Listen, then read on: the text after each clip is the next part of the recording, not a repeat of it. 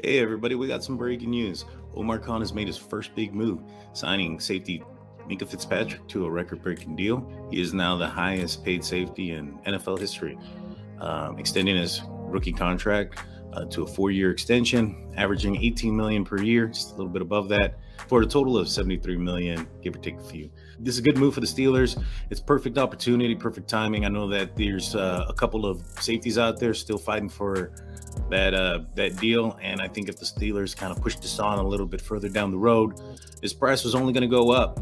So doing it now, while the safety position is a little bit devalued, is probably the smartest deal. I think that the Steelers kind of learned their lesson from last year, waiting until almost the start of the season to get TJ Watt signed. The Steelers decided they didn't want to do that route this time. They wanted to take care of it. They wanted to get it now. It's a good idea to do it now. Like I mentioned earlier, the devalue of the position, but not only that, the fact that our salary cap is also going to continue to grow. This hit won't be that hard, not to mention he's in his prime.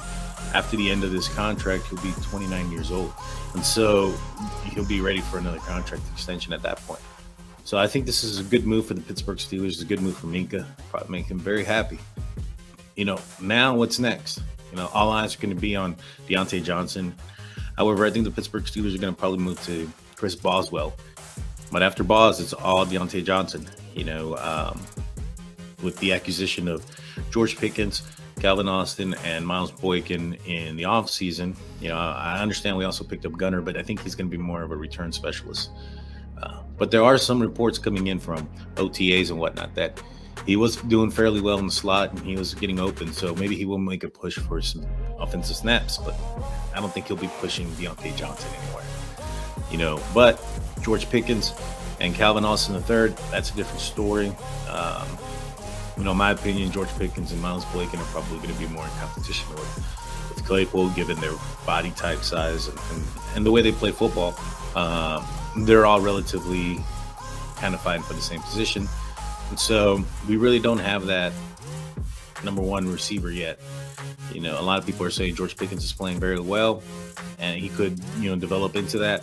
He hasn't taken an offensive, NFL snap yet. So we'll see how that goes. Until then, we do need to take care of Diontae.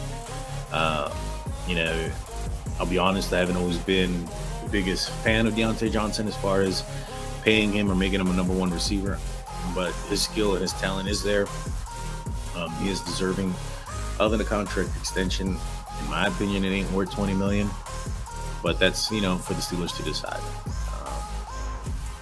Well, that's going to be it for today. Please check in tomorrow.